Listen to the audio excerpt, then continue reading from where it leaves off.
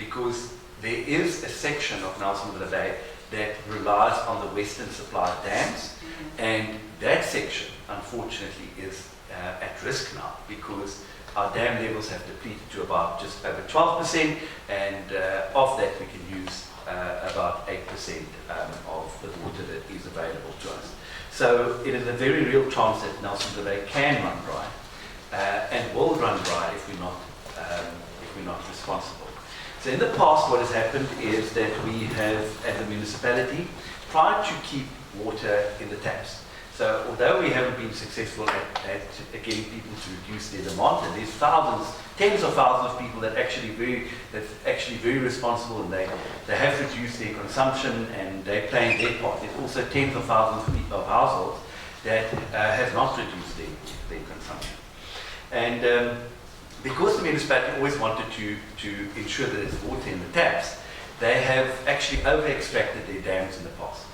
Some of you might know that last year in June, we were 3 days away from depleting the Churchill, at which time it would have been decommissioned, and suburbs within the red zone would have been without water indefinitely until it rained again. I say without water indefinitely. There would have been water in the standpipes at the water collection pipes, but that would be the only area where there would have been water. There would have been no water for potable water, municipal water, available to businesses. And you can imagine what would have happened to the economy of this city if we ran dry. It was a reality. It nearly happened to us. And that happened because we over-extracted our dams. So we try to communicate with the public on various platforms. And in that, I also want to say the municipality's communication strategy hasn't always been the best, but we're trying to improve it. We've got a plan to communicate on all media platforms with as many people as possible, and this meeting is one of those areas in which we want to communicate with people. We tried to get them to reduce their demand, and we could see that it was just not working. And there's a couple of reasons for that. I think that the most important reason is because of drought fatigue. People don't believe we can run dry, because we've been saying that dams are going to run dry for years now already. And then secondly, obviously, as I've also said, they believe that this wonderful supply of water we get from Westhuizen is going to be our saving grace. Well, the reality is that we now had a choice. At the current consumption levels that we've seen over the last 2 months, we would deplete our dams by July. And quite frankly, ladies and gentlemen, we can't risk it. So we've taken a principled decision in which we are keeping within the restrictions that the Department of Water and Sanitation has given us, even if it means that on a daily basis there will not be sufficient supply of water to meet the demand. So in essence, what we're doing is we're forcing demand down in order to prolong the available water for us in the dams. It's a very difficult decision because obviously we don't want to see a single household in Nelson River not having access to potable water. But the alternative, ladies and gentlemen, the alternative where our city runs dry and we have a third of the city without water is unthinkable. I don't know of a single metropolis or metropolitan municipality or metro that has ever run dry in the world, and Nelson River is certainly not going to be the first one.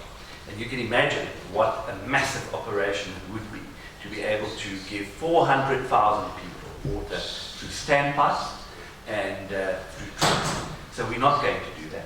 We're going to keep within our restrictions. We're going to make sure that we stretch our available supply of water in our dams for as long as possible. And that way, we are going to prevent disaster in Nelson River Bay. So I also just want to say that one of the first complaints we get about the municipality is our ability to deal with leaks. I'm going to tell you something about our infrastructure. Matthew won't be able to comment on this one, but I'll do so. I don't believe that we always invested in the right infrastructure. I believe that we've invested a lot of money in bringing additional water onto the reticulation. But we did not always invest in fixing existing infrastructure and preventing our reticulation to collapse and preventing the leaks and the pipework, so to speak. So in certain areas, our water reticulation is more than 100 years old. We get on average 500 to 700 new leaks every week. And therefore, I believe that if we invested some of that money in replacing some of our aging infrastructure, we might have been able to save more water.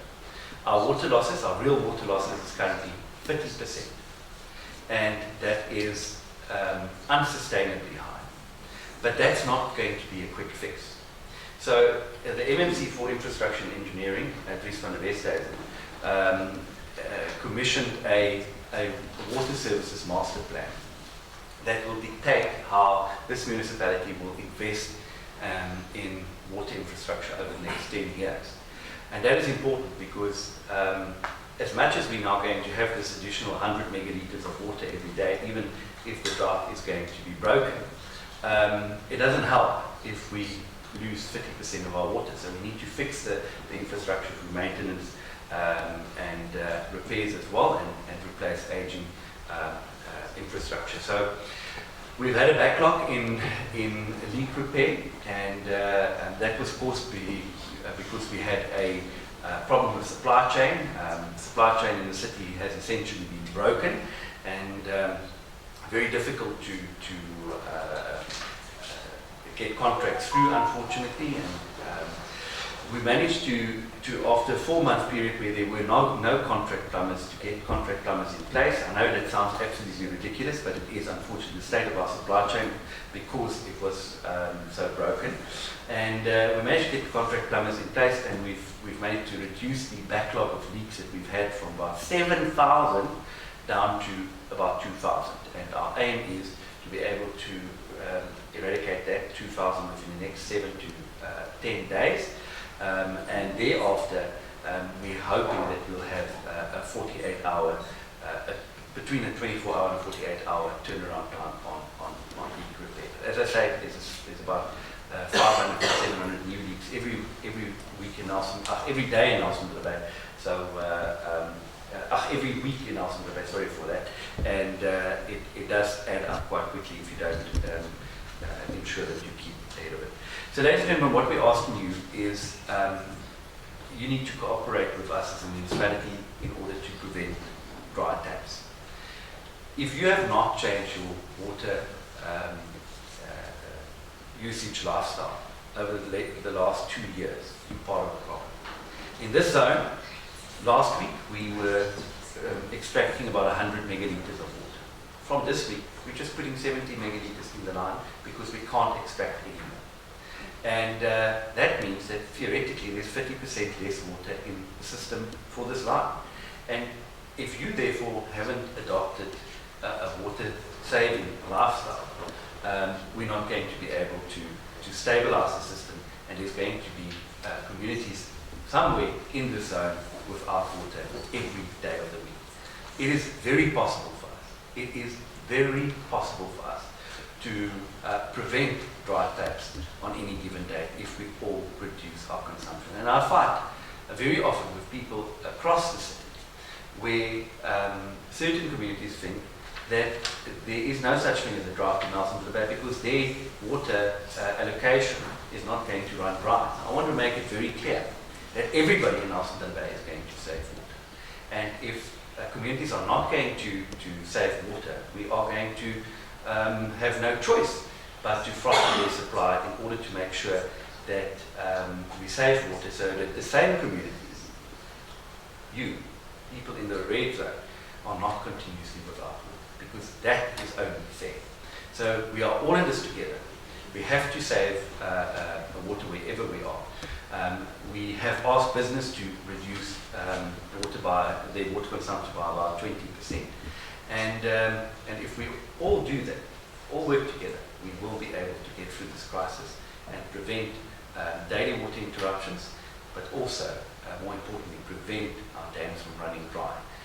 which would be disastrous for the city and will possibly leave us in a situation where the city will take decades to recover. So I think that is my short introductory comments. I'm now going to hand over to the professional, and he will take us through quite a comprehensive presentation, which I think is very interesting, which we all have to pay attention to. It does tell us what we've done as a municipality and what we need to do in order to prevent the dam from running dry. Okay, thank you very much. I'm going to hand over to you, Matthew.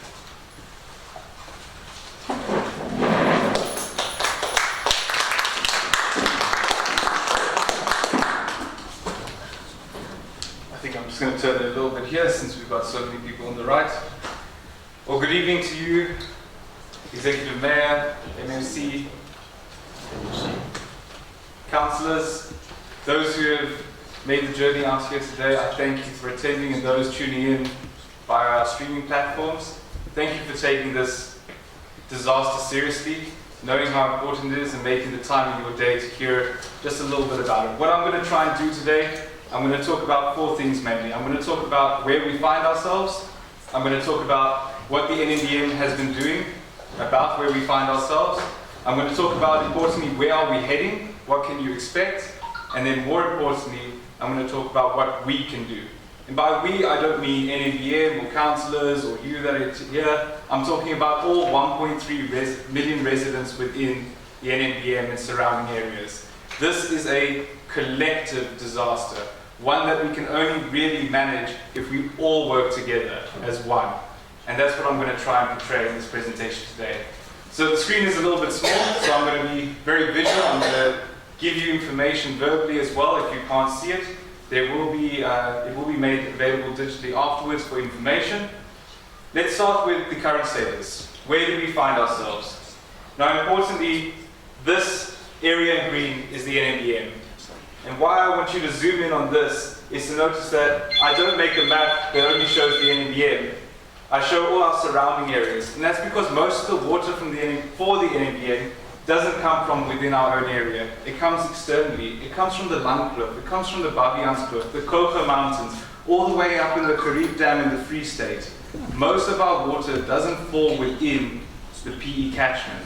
So when you see a beautiful green lawn and the valleys looking beautiful, it's not an indication of how the dams are doing. And I'll show you some photos to prove that effect. The first question we've got to ask ourselves is, where do we get our water from? So, about 70% of our water currently comes via the Cllr scheme. There's been a lot of talk about the Cllr scheme. There are 450 kilometers of pipelines, canals, tunnels, and river systems that are used to bring water all the way from the Retief Dam in the north, which is currently spilling. You've heard that the northern side of our country is all in flood. That is full.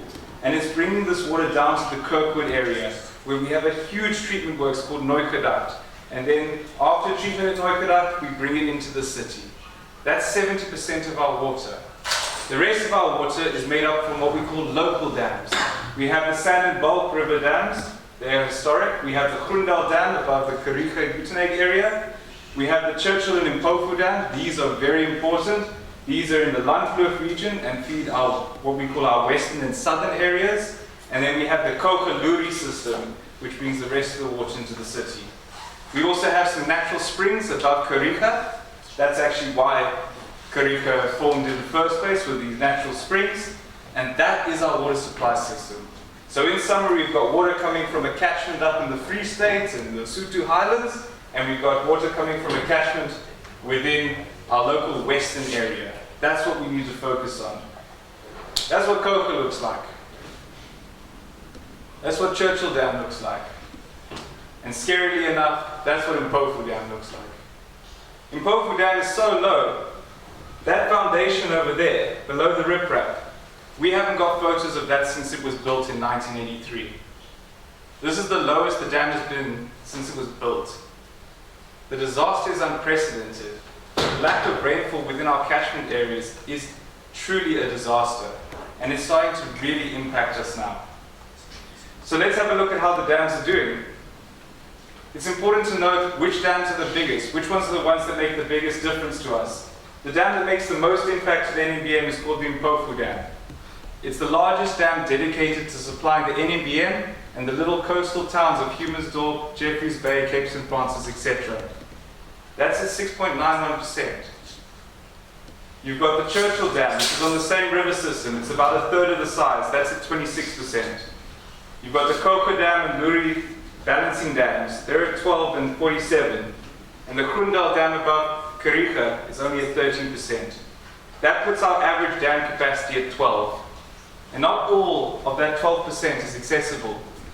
The last bits of water in each of those dams are full of sediment and way too low for us to actually take that water out. So when you see 12% remaining, just always remember there's some water there that's actually not attainable for us to use. And we'll focus a little bit on that now. So here's some trends with what's been happening. The last time our dams were full was November 2015. That's how long ago our dams were full. We're in year 8. Incredible. What happened is year on year, it started declining. 2016 it started declining. 2017 it was going down. That's when we started raising the flags and we started restrictions. In 2018 we had a little bump of rainfall, which helped, bringing us about 50%, and year on year since 2018 it's been down, down, down. This red triangle, if you can see in the corner here, that is the lowest average dam levels we've ever started a year on. 13% was on the 1st of January. I've never seen an average dam levels of 13% in the beginning of the year. Lowest on record. We are worried. We are seriously concerned. Our rainfall period is not now. Our rainfall period is predominantly the late winter. So somehow we've got to make this 13% last until the rains come. It's tight. Looking at predictions and looking at curves, our latest predictions, as our mayor has informed you, is showing that by July, if we don't change our ways, the dams will fail. And there won't be enough water for everybody. The weather predictions are also looking extremely meek, I'm sad to say. The South African Weather Service is showing us that going into our autumn period, we can expect below average rainfall. It's not going to improve. We have to make a change now. When you look at rainfall, and when you see a green PE, and you see, we had 30 mils, I encourage you not to look at the weather forecast for Port Elizabeth. I encourage you to look at the weather figure and forecast for Joubertina, for Haarlem, for the Baviaanskloof. That is where our catchments are. If it rains there, that makes an impact on our dams. If it rains here, it doesn't make a difference. So when you see rainfall in Cllr, that's when you smile, not rainfall in PE. And more importantly, in order to break this drought, we don't just need some light rainfall over a period of a few days. That makes the grass green and the vegetation nice. It means you don't have to fill your pool. We need 50 mils in 24 hours. We need a storm. We need something that's going to cause a flood. Something that's going to create this huge runoff into the rivers and really make an impact. That's what we're waiting for. And that's what we're hoping for beyond that. So how does it work in our system? And I'll start speeding up now. Water belongs to the people. The state is in charge of regulating the equal and fair distribution of that water, the volume, the limited resource there is. They make sure that it goes to where it's needed most. We have licenses at each of our dams to take a certain amount of water out to feed our people. And when those dams are under stress, those volumes that we take out are restricted to protect those resources. We have a 70% restriction on Churchill and Pofu, a 35% restriction on Coco, and a 70% restriction on Grundal. What does that mean in terms of volumes? It means that through our abstraction, we are only allowed to really take 235 million litres out of the system a day. And you know, if you've been following this drought, that we are far exceeding that value. So every day that we take more and more out, we are just shooting ourselves further in the foot. We're making it worse for the future. By taking an extra drop today, there might not be a drop in your tap tomorrow. And that's what you need to think. And the trend is showing. If we look at how people are using water, just before the drought we were using 340 million litres a day. Everyone was happy, everything was fine. And slowly but surely we implemented restrictions bringing it down. But in the last few months, especially during the summer period, the demand has increased from 260 million litres a day to 290 million litres a day. People are just using more. Are we tired? Are we fatigued? Do we not take it seriously? Clearly, whatever we're doing is not having the impact we're trying to get across, which is we need to save water. And if we don't, we need to understand the real consequence. If we continue the way we do and the dams do fail, the areas marked in red here, the areas supplied by these local dams, the ones that we can't bring more Neugedacht water to, will be without water.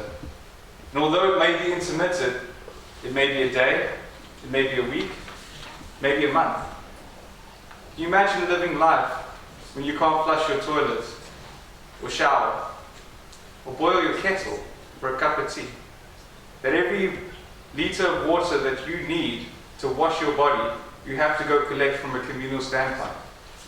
Life will never be the same for you if this takes place. So what are we going to do as the Metro? We're doing everything we can to augment the supply, to bring water in from elsewhere, to limit how much people use. We have plans, we have numbers, these can be distributed a little bit later, but it's about bringing these other sources online, groundwater, moving more Neugedacht water, trying to maximize what we have in the local dams.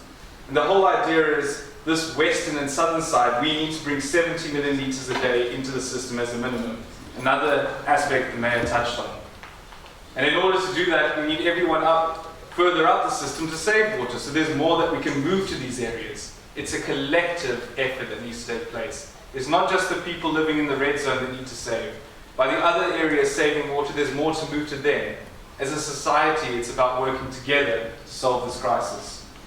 So what are we doing? This is more sort of where I come in within the Drought as a water engineer for the city. I work mainly on the drought plan, the water master plans, and the large augmentation projects that we're implementing. And every 6 to 8 months or so, we update the drought mitigation plan. If you want to know any more detail about what we're doing and all the different elements that we're investigating or implementing, on our website, this is available to you. It's an 88-page document with a lot of detail, which you can scroll through and you can get any information that you need. The first thing we wanted to do was saying, let's look at our local dams and our local sources. How can we maximize what's left in there? How can we take out as much as possible to keep the system alive? And the first thing we did is we looked at Mpofu Dam. On the right-hand side, you can see a big concrete structure. That's used to suck water out of the dam. So from there, it goes to a treatment works, it's cleaned and brought to the city. By November last year, those foundations were exposed. We couldn't extract water from that structure. So what we did is we built a barge, a floating platform, we put some pumps on it, and we put a 200-meter pipeline to that barge to bring water into the town. So we took water from a deeper point of the dam. But by January this year, we had to turn it off. On the 18th of January, that barge started sucking up mud. And if we had continued, it would have destroyed the pumps and motors, rendering them useless. So we turned it off. Subsequent to that, we built a 6-kilometer pipeline from that position all the way to the dam wall, where we now have the barge, and we're going to plan to take that last bit of dam water out of Mpofu. But once that's done, it's done. If the flood doesn't happen before that is empty, the dam will fail. The more important project we're working on is if we can't rely on the local dams and we can't rely on the local weather system due to climate change, etc., let's look on taking water from a source that's plentiful. The Cllr Retief Dam is plentiful at the moment. We are diversifying our risk. So what we need to do is not only produce more water at the Neugedacht treatment works, we need to clean all that water, but we need to move it to the areas that are stressed. Via pump stations called Motherwell and Stanford Road and Kwanabukle Supply Pump Station, we transfer that water through huge pipelines down to those areas that are currently in red. So Neugedacht, you'll know, is currently under expansion. The pump stations, we are running them, how can I put it? We're running them like a car in the red line. There's no standby pumps at the moment. They're all running at full throttle. We are trying everything we can to bring that water as far south as possible. But you know when you have a car running in the red line, there's a chance that it can break.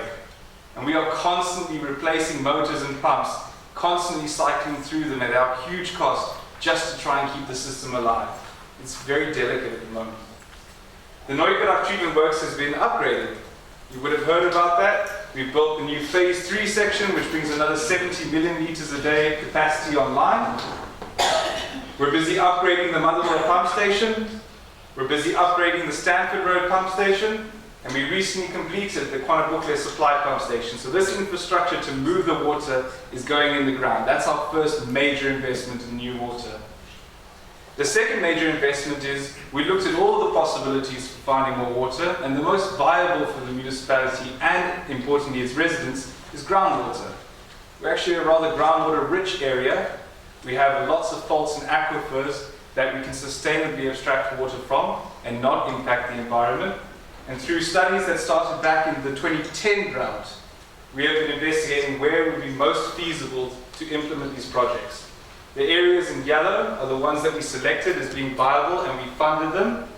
Well over 500 million rands worth of work done on these projects, and they're all coming online by the end of March. In fact, the first 3 in the middle there are already online and operational. So we have the Cllr treatment works. That is a flagship project. This will be the largest biofiltration treatment works in the whole of South Africa. We should actually develop a little bit of pride in the water engineering within our own town. We really do raise the flag in a lot of ways. I've had engineers come down from Cape Town, from Mungeni Water, from all over the country to advise us. And they've all been rather impressed with our drought mitigation plan and what we are trying to achieve by diversifying our risk into other sources. The reason we need to build this treatment works is that groundwater has a lot of iron and manganese in it. If you washed your clothes, they'd all turn brown. It would be rather nasty. So we're using a biofiltration reactor to remove those chemicals, disinfect it, and bring it into the system. The other big project is Bushy Park, out by the Kinney Bay area. The pipeline coming from Mpofu and Churchill is in that farm. So the idea is to abstract groundwater from that fault, put it in the pipeline. Every 10 million litres a day that we put in the pipeline is 10 million litres a day saved from the dam. We've got St. George's Park Wellfield. That started its operational period today. We have to filter the water and disinfect it, and that goes into the nearby reservoir. And we have the other 3 projects that I mentioned who are online. So that's how we're addressing the supply side. Remember, the drought plan has 2 elements. It has the supply side. Where can we find more water? Where is there more available? But perhaps the more important element is how can we conserve what we have, the demand side of the plan. So this is what we call water conservation and water demand management. What can we do to save every last drop? The first, and probably the most important, is don't waste. Residents, people, brushing teeth, leaving it running is one element. But as a municipality, we must set an example. Of that I have no doubt. And the way we set an example is to reduce our leak backlog. Currently, for the last 8 months, we've received 75,000 water leaks complaints. I want you to understand our water system. If you take all the water pipes that the NMBM runs and operates, all the bulk lines, all the distribution lines, all the little lines to your homes, and you lay them in a flat line around the perimeter of this country, you cover 93% of the perimeter. That's how many water lines we have in this town.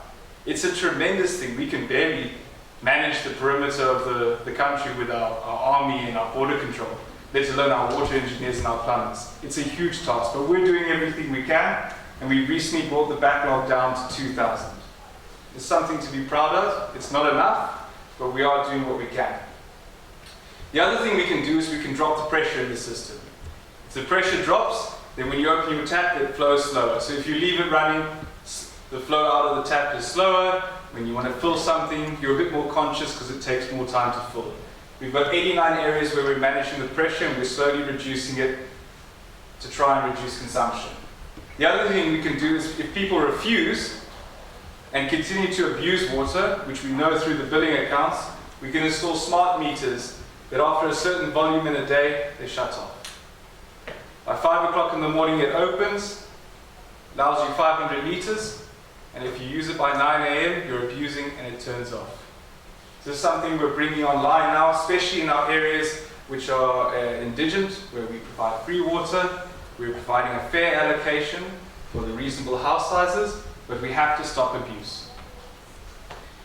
How I'd like you to measure it, and if you don't know what you're looking at here, that's part of the problem. The idea is to use 50 litres per person per day. What does that mean? I live in a house of 2, it's just me and my wife. 50 litres per person per day, 30 days in a month. We should be using 3 kilolitres. So when I look at my municipal bill, if it's 3 kilolitres, I'm happy. If it's 2, I'm ecstatic. If it's 4, I know I've got to do something serious about it to not happen again. If you're a house of 4, it should be 6. Everyone gets their municipal bill, everyone pays it. Have a look at what your consumption is and use the 50 litres per person equation to kind of work out where you are. Are you part of the problem or are you part of the solution? We've recently appointed a new director for communications, which is invigorating our communication campaign. I think this is testament to that.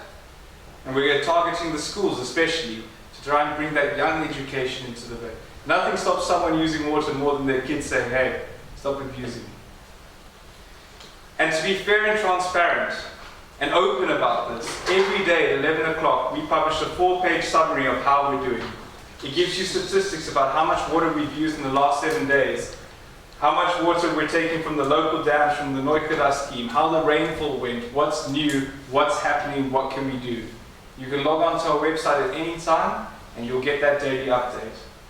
And the message we're starting to put across now is if we don't do something, if we don't save water now, we may have to queue for it. And that's not a reality I would like to face. What would it look like? In certain areas, we would have tanks where we'd bring water trucks from what little water we have left, and you'd have to go and collect water from a tank with a bucket. In certain areas, it's been more feasible to establish collection points. If you've gone down William Moffat or Boston, you would have seen them. You'd have to go there every day with your buckets and collect water. How is that practical? How would someone from an old age home, or someone who's a child, or someone who's disabled do that? It's not a reality we can truly face. It's actually not an option. But if it does happen, that's the only option we have left. One of the things we're struggling with at the municipality is because we don't value water. A lot of theft and vandalism is taking place. When you don't value water, when you don't care about it as you should, it's the most precious resource we have. You don't mind stealing a valve or stealing a power cable. That's the last 2 weeks. I've got a reservoir whose lid's been stolen, pump stations got broken into with their cables stolen, we've had air chambers, they come with sledgehammers, they break those open, and we've had bursts. That's a 20-bar pressure pipeline. That's huge water. It wastes so much, not just of the taxpayers' money to replace that, but also the water lost during that process. We need to care about our infrastructure. It's our system. If it's broken, I don't get water. I care about it deeply. We're also trying to stop abuse, especially with the selling of water. If you're taking water from a river illegally, or you've got a borehole and selling water, please don't. There are licenses and bylaws in place. You have to have a license to extract water from a resource and licenses to transport it. On our website, we have people who have got those licenses. Please use those people if you are buying water. So, in summary, it's been a long talk and thank you for being so attentive. In summary, if we carry on the way we're going, by July, the dams will fail. That's the message. So change. Change is what we need to do. If we carry on like we're going, there just won't be enough water from everyone. Even if we have the Cllr system, it's still not going to be enough. We are using too much for even that system to make a difference.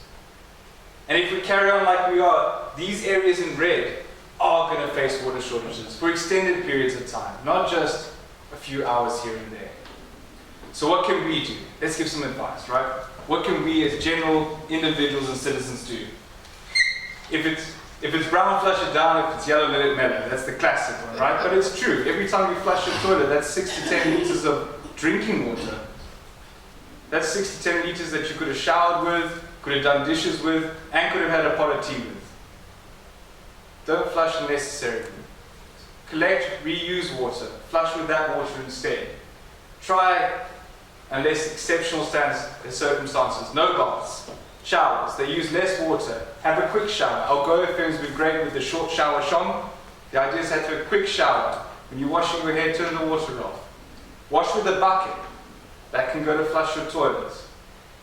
Small children, especially with baths, if you're going to bath them, normally by the time they're out of the bath, it's still warm enough for you to have a bath in it. Nothing wrong with that. Store water from the cold tap while you're waiting for the hot tap to run. That's a good one. Automatic hand washers, they must be set properly. It's not just run continuously. In your system, in your toilet, put a brick, put a bottle. Try and use less water every time you flush. Especially businesses, keep an eye out. A lot of people are saving water at home by showering and using excess water at the workplace. Make sure that you as a company are taking it seriously as well. You can install rainwater tanks if it's viable for you. Save what water you can. And you can wash your car in the rain. It's actually a lot of fun. Something different to do. We have posted a number of water saving tips. There's a huge campaign going throughout the metro, and you'll start seeing these coming online with all sorts of advices of what we as the individual can do, because this is an individual problem that can solve a collective disaster. So my last bullet points are, there is no doubt, and I hope I've left you with no doubt, that we are in a below average rainfall event. This is a serious drought. We need to work together, save water and what's left of it at all costs. We need to seriously impose restrictions on our consumers so that we save what's left in the dams. What we're using currently, 288 million litres a day on average, is not acceptable. It is too much, and we need to work collectively to avoid this disaster. Thank you very much for your time.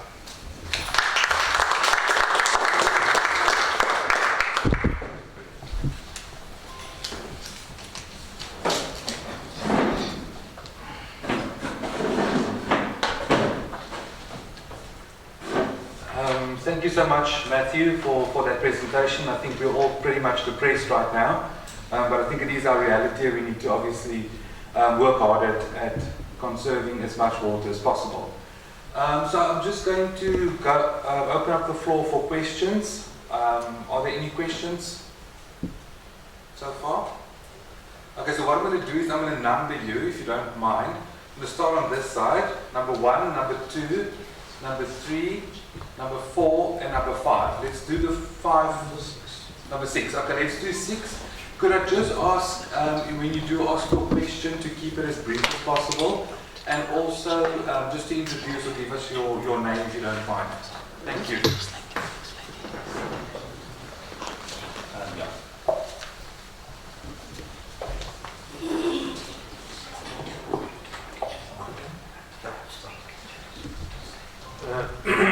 My name is Cedric McClelland.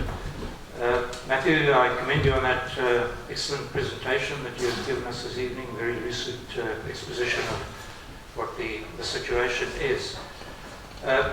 When one looks at the numbers, it's apparent that we're really in a very, very difficult position where we are looking for band-aid solutions in a way to try and keep things going.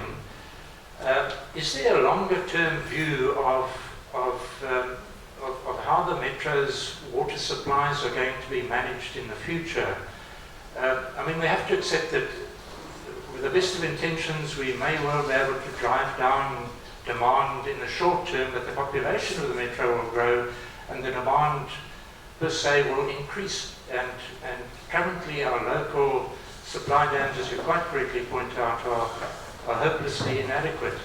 If we look at the medium-term projections from the weather experts, as you've pointed out, they're not good. We have to accept that climate change is a reality. This might in fact be a long-term situation that we are caught in. So where does the future lie here? I don't believe we can look at the western catchment areas as the salvation. There simply isn't capacity out there for further dams that would make a meaningful impact. There's the Cllr, supplying 70% of the Metro's demand currently. I see today it's at 113.4% capacity. And I just did a rough calculation that surplus amount that is in the dam at the moment is about 2.3 times the total capacity of our local supply dams. If we were able to utilize the outflow at the moment, the overflow that is taking place, we'd be able to fill all our local supply dams, if they were completely empty, in less than 2 days. There's a phenomenal amount of water that is available in the Orange River, but even there we can't depend on it. You just never know. The interior also goes through drought periods, and if one of those happens to coincide with local droughts, where do we sit? What are the solutions? Is desalination an issue that we need to look at in the future? Sorry, that was a little longer than I had intended, but I'd be interested to hear your views. I just want to, I'm Pat Skierkes. I just want to say how bad this drought is. I think the first time in 40 years, we're going to have to switch our swimming pool pump off. We're not using municipal water to fill it up, and to buy water, we just cannot do it anymore. We're pensioners, so 40 years, first time in 40 years, unfortunately. That's how bad this situation is.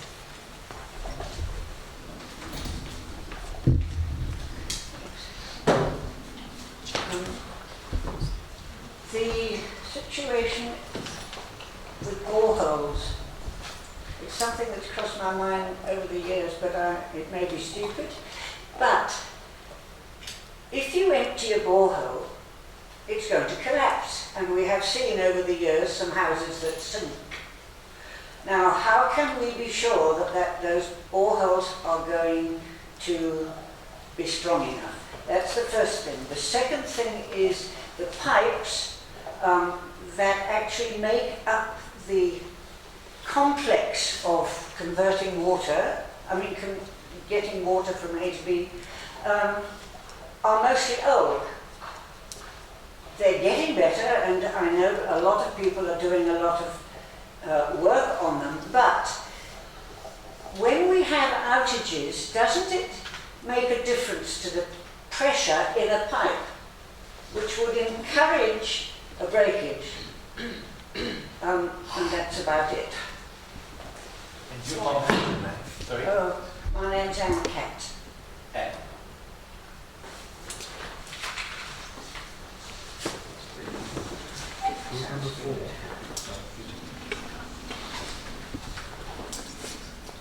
My name is Danny Forster. You've actually answered a lot of the questions that I came here with, but I just wanted to articulate what people are saying. The first was a rumor that the Retief Dam was a silver bullet that would sort out all our problems, but that it wasn't commissioned properly, and that because of various reasons they said contractors hadn't been paid and pumps were stolen. But I'm glad to hear that it is being used, and I think you said about 70% of our water comes from there. That's obviously a water-rich area that we can use. The second thing was that people asking whether you are able, whether it's practical to identify the water abusers, the ones that are not cutting down on their consumption, and to especially throttle them so that there's a sense in which you're targeting the right areas and not just a blanket. I don't know if that's possible or practical.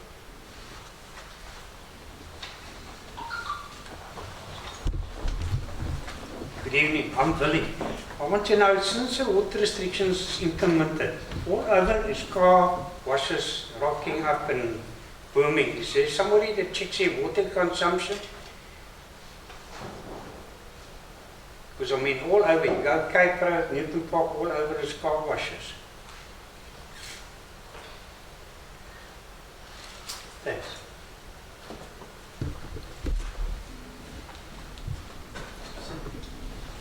I'm Don Garcia. The only question I have is basically on a personal note, the water consumption that I get from our municipal readings. I've been watching, and I know that I use about 6 kiloliters, and they're slamming the 17 for the last 2 months or 3 months. I'm going to activate the app and see what I can do with that. We use water tanks, so we flush with buckets from there. We use buckets in our showers. And in December, we were away on holiday, there's hardly anybody around, and we got a reading for 17 kiloliters. There's something terribly wrong there. Now, the thing is, once they rectify that, I hope they will go to refund me. On the other hand, I'm actually very pleased that we have this meeting, and I'm actually impressed with what you are doing. From the mechanical and engineering side, I'm a structural engineer, civil engineer, so I know more or less a lot of things that are going on. But what you guys are doing, well done. Please carry on.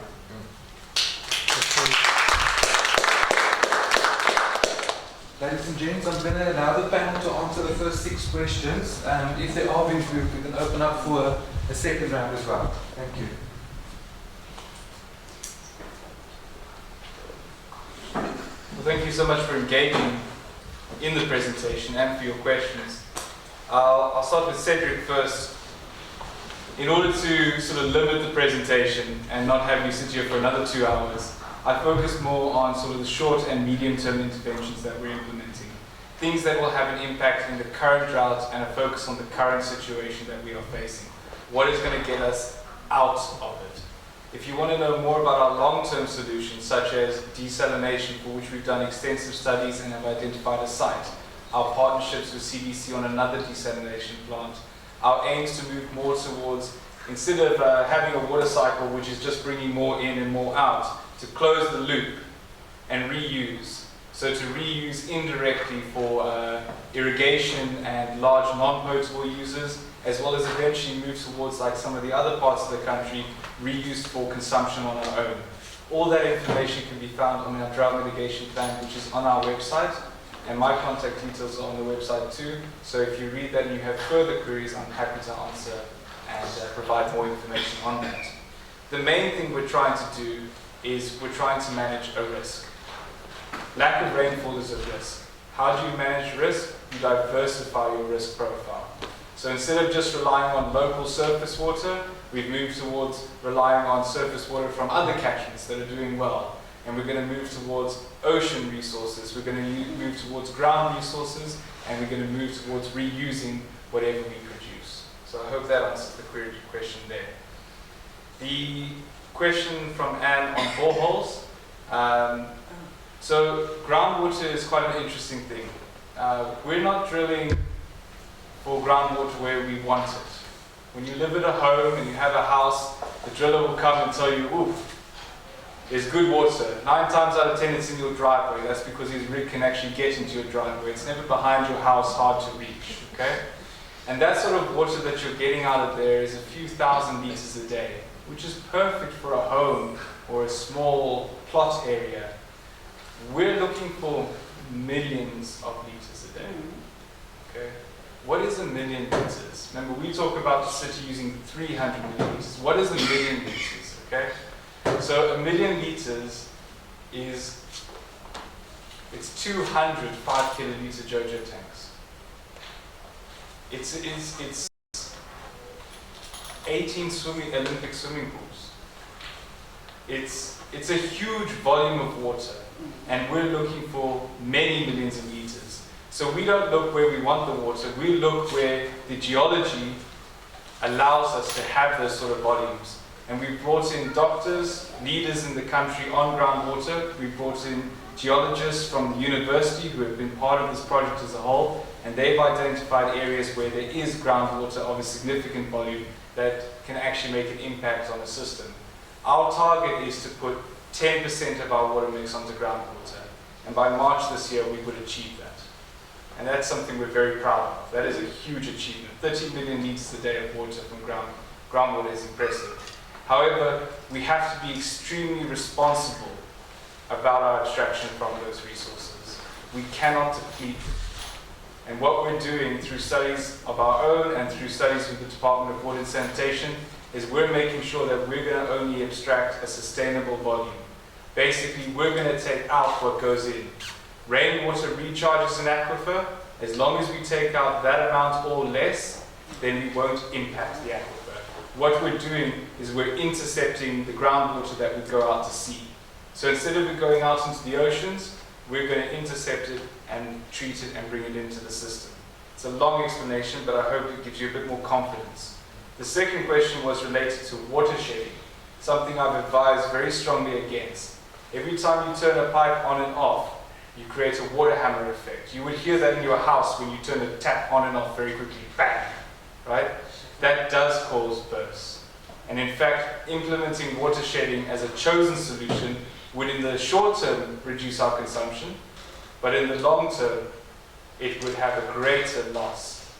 The amount of water we would save in the few months it's implemented would be lost within the next few months due to all the leaks. So water shedding, I've advised, is not a good option for the city. And then the next question related to the Retief Dam. Yes, it has been used since 1993. That's when we had our first phase there. It's been a long-term plan of the city. Recent discussion and newspaper articles were about the expansion of it to phase 3. And there, implemented by DWS, there were some delays, but I'm glad to say that it's online now and serving our people. We had a question on car washes. According to our water restrictions in our bylaws, all car washes have to recycle 70% of their water, and our Metro Police report back to us every 2 weeks on their inspections of these car washes, and we shut down the ones who aren't. So it's an ongoing effort as they spring up, but there are regulations in place, and if you spot one that you're concerned of, our 0800 20 50 50 number or our water leaks at mandelametro.gov.za are the areas where you can report those and they will get investigated. And the last was a complaint about overbilling. Rebates and corrections are an option.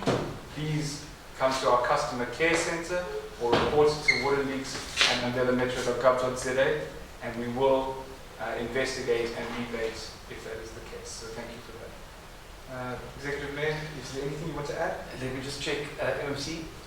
Did you want to add?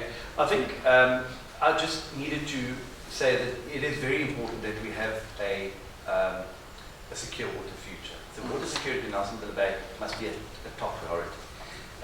You don't want to be a city that hasn't got water because nobody will invest there. It will never grow an economy. And that's why it's also important that we don't run out of water during the course of this year until we finalize our water augmentation projects, or in the alternative we get a much needed reprieve from rain.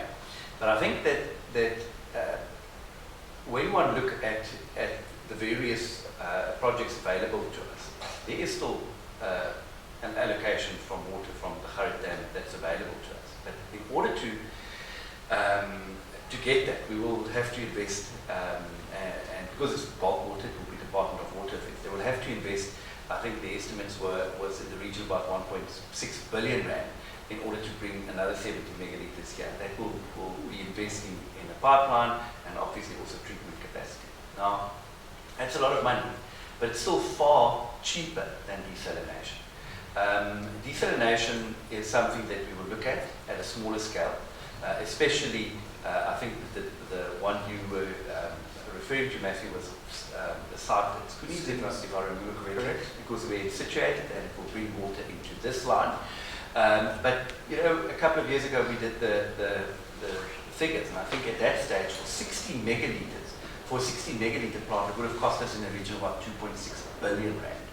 Now, compare that to the 100 megalitres that we've now brought in by investment of 1.2 billion. And then you must still remember, the desalination plant relies quite heavily on energy, something that we don't have. So yes, a smaller desalination plant. The one thing that we have to also be mindful of is the fact that you don't want all your eggs in one basket. And I want to use an example.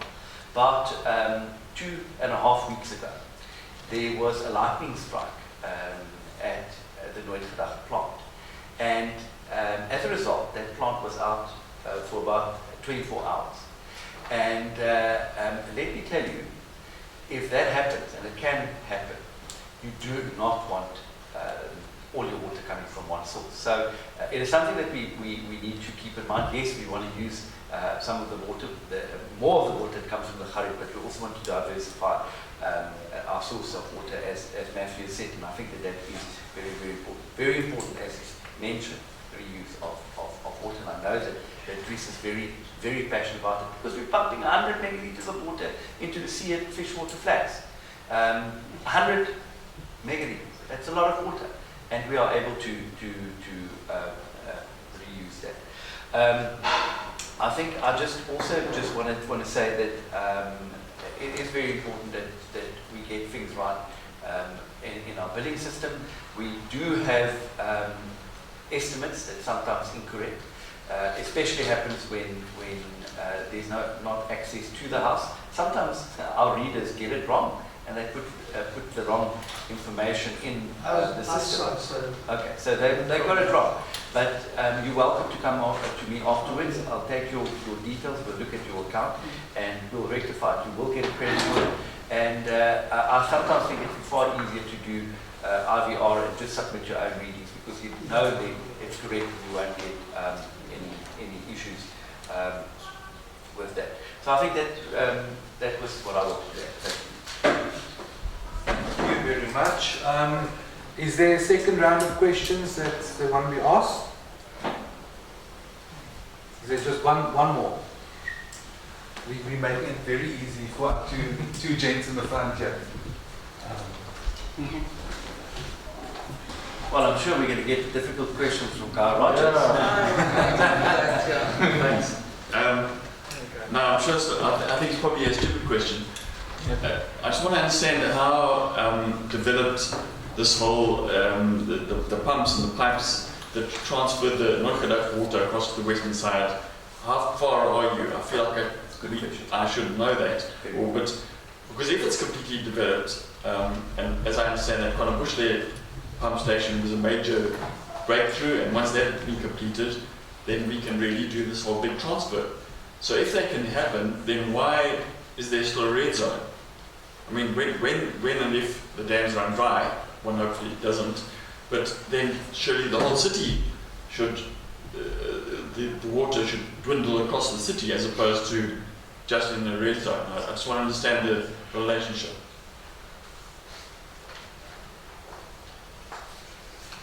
Thank you. Is that the only questions? We've got two more.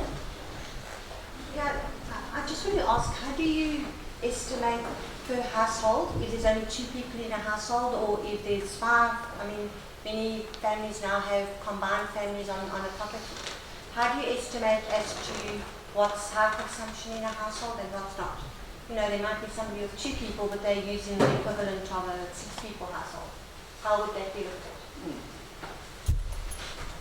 That's from Denise. Denise. I would leave mine because in a sense the question Cllr Rogers asked.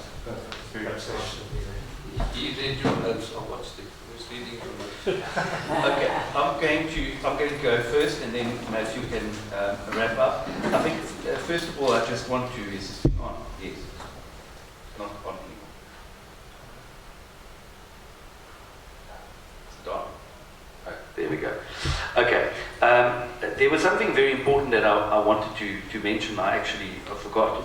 But let's start with the question from Denise. So Denise, I think that the aim must be that you must have changed your water consumption lifestyle. So if you were using, like my family, I was using 13 megalitres on average, kiloliters, not megalitres, kiloliters yes, absolutely, on a monthly basis. We've adapted our lifestyle, and we're now using between 6 and 7 kiloliters a month. And I think the aim must be, if you look at how the usage that you've had 2 years ago, what does it come down to? If it's not come down at all, then you're doing something wrong. The golden rule is 50 litres per person per day. You work that out. If you, a family of 5 like mine should be using no more than 7.5 kilolitres per month. So you can work it out. And that's relatively easy. So try and stick to that, and you'll be able to do that. The exciting news that I didn't share with you is we had a very important meeting, probably one of the most important meetings of this term of council on Monday, with the Minister of Deputy Minister of Finance and Deputy Minister of Water and Sanitation. In terms of where we resolved that we were going to create a turnaround plan for both our water and sanitation infrastructure in the city, that they were going to help craft a business plan in order to dictate how we're going to develop and invest in this infrastructure. And Treasury is going to assist us with long-term loan funding applications and maybe even throw some money at the problem and to the city in trying to fund those projects. Those are plans that will, over the next 10 years, dictate how our infrastructure is going to develop, and it is a potential game changer for Nelson Bay. It will greatly assist with our water security and, of course, our sanitation issues. We've got major sanitation issues in the city. Our sanitation infrastructure is on the brink of collapse because we have taken so much money away from sanitation and directed it to water augmentation, drought mitigation projects. So there's certainly a lot in the pipeline. Decisions that we want to take now to ensure that we bind council to implement and invest in the right areas over the next couple of years.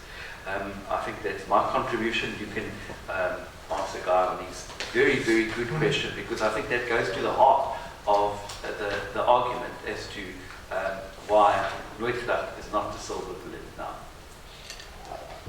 Thank you. Hi Guy, good to see you again. So, our water system is only as good as we are able to move that water. It's not a system where by producing more water at a treatment works, we can just force it into the system. It's not just about producing the water, it's about moving it to where it can be consumed or where it is needed. If you can't move it, there's no point producing excess, it will just spill over where you're producing it. That's the concept.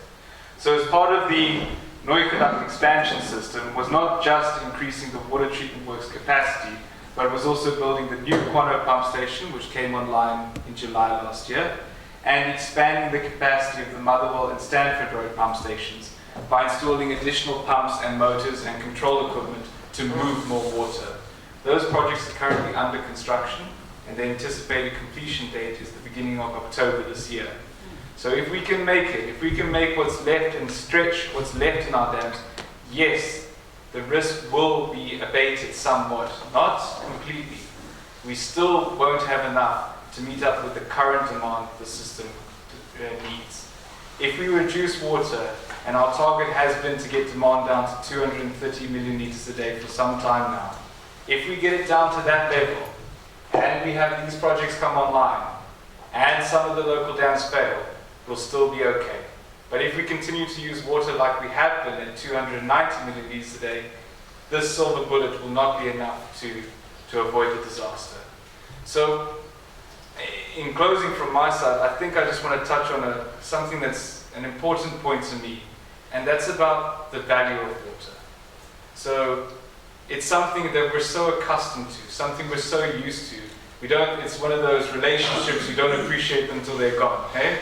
So think about how you value water.